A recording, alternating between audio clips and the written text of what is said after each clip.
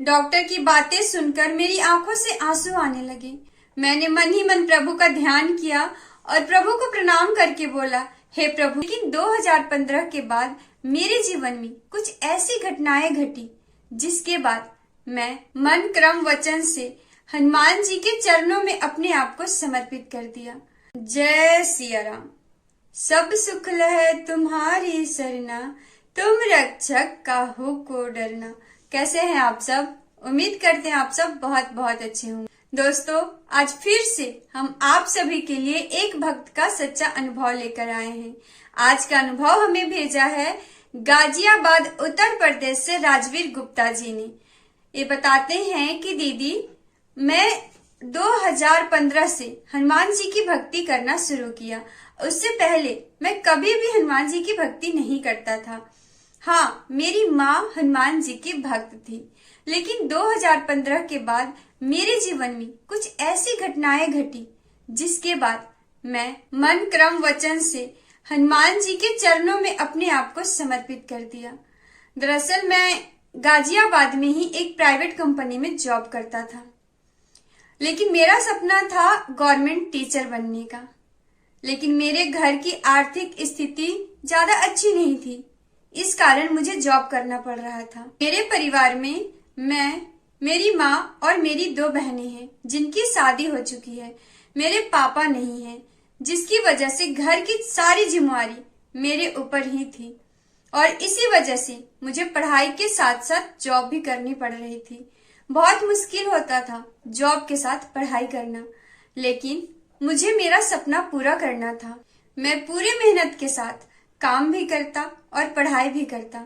2015 में मेरी graduation complete हो गई और मुझे बीएड में एडमिशन लेना था, लेकिन मेरे पास इतने पैसे नहीं थे कि मैं प्राइवेट कॉलेज से बीएड कर सकूं। इसीलिए गवर्नमेंट कॉलेज में एडमिशन लेने के लिए मैं एग्जाम की तैयारी करने लगा।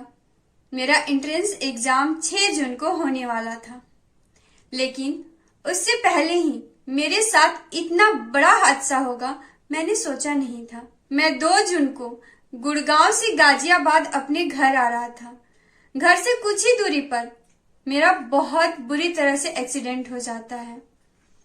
एक्सीडेंट इतना बुरा था कि मेरी बचने की उम्मीद ही नहीं थी। सर में काफी चोट होने के कारण मैं बहुत देर तक बेहोश रहा। आसपास के लोग मुझे हॉस्पिटल लेकर गए और मेरी मम्मी को फोन किए। मेरी हालत बहुत गंभीर थी। डॉक्टर मुझे देखते ही बोल दिए कि इनका बचना बहुत मुश्किल है, फिर भी मैं कोशिश करूंगा। पर मेरी मम्मी को अपने हनुमान जी पर पूरा भरोसा था। मेरी मम्मी, मेरे घर के पास ही एक हनुमान जी का मंदिर है जो कि इंदिरापुरम हनुमान मंदिर के नाम से जाना जाता है। वहां जाकर वहां के पंडित जी से मेरे लिए पूजा करवाई और वहां से पंचामृत लाकर मुझे पिलाया और हॉस्पिटल में बैठे बैठे ही राम नाम का जप, हनुमान चालीसा का पाठ और हनुमान अष्टक का पाठ करने लगी। धीरे धीरे मेरी स्थिति ठीक हो गई। 5 जून को मैं घर आ गया। ये सब देखकर डॉक्टर भी हैरान थे। डॉक्टर बोले कि ये तो चमत्कार हो गया, कि ये तो साक्षात प्रभु की कृपा है। आपके बेटे के ऊपर साक्षात हनुमान जी कृपा किए हैं। अगर हनुमान जी ना होते तो आपका बेटा आज जिंदा नहीं होता। डॉक्टर की बातें सुनकर मेरी आंखों से आंसू आने लगे।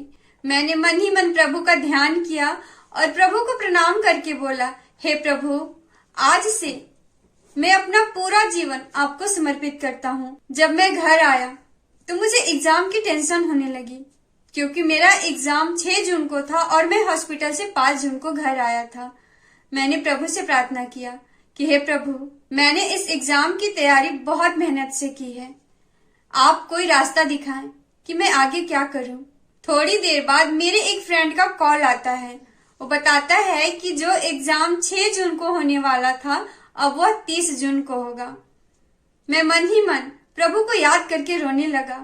प्रभु से बोला, हे नाथ, आप कितने दयालु हैं। आप अपने भक्त को कभी भी संकट में नहीं देख सकते हैं। आप अपने भक्तों को कभी भी कष्ट नहीं दे सकते हैं। प्रभु के आशीर्वाद और साथ से मैं धीरे धीरे बिल्कुल ठीक होने लगा और 30 जून को मैं बहुत अच्छे से एग्जाम दिया।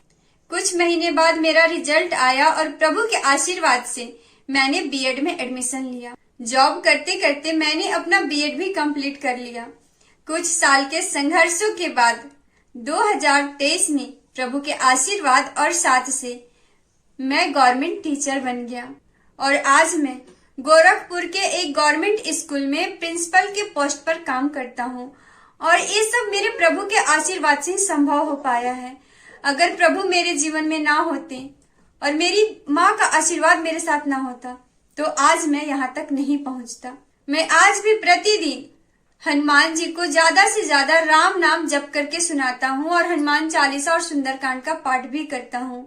मैं आप सभी को बता दूं कि सुंदरकांड एक ऐसा पाठ है जिसे करने से व्यक्ति की सभी समस्याओं का समाधान हो जाता है और संघर्ष करते करते जिन व्यक्तियों का आत्मविश्वास खो जाता है, सुंदरकांड का पाठ करने से उनमें आत्मविश्वास बढ़ने लगता है। मैं आप सभी से यही कहना चाहता हूँ कि जीवन में चाहे कैसी भी परिस्थिति हो, आप राम नाम का जप करते रहिए, हनुमान चालीसा का पाठ करते रहिए और सुंदरकांड का भी पाठ कीजिए। आपके जीवन में भी चमत्कार होंगे, प्रभु आप पर भी कृपा जरूर करेंगे।